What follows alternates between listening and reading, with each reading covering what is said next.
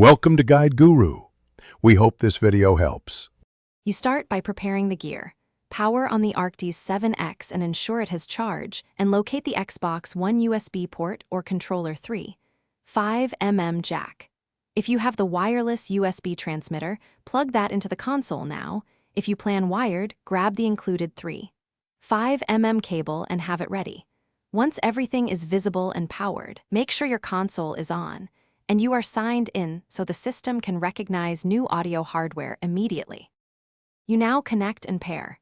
Insert the Arctis wireless USB transmitter into the Xbox USB port and wait for the transmitter LED to indicate readiness.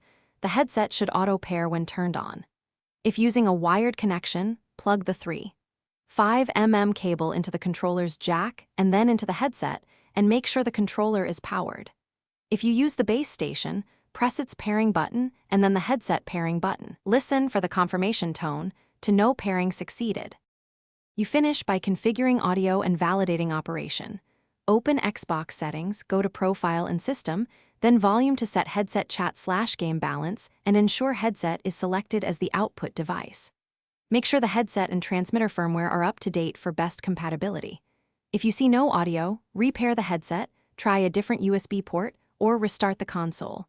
These steps clear common conflicts.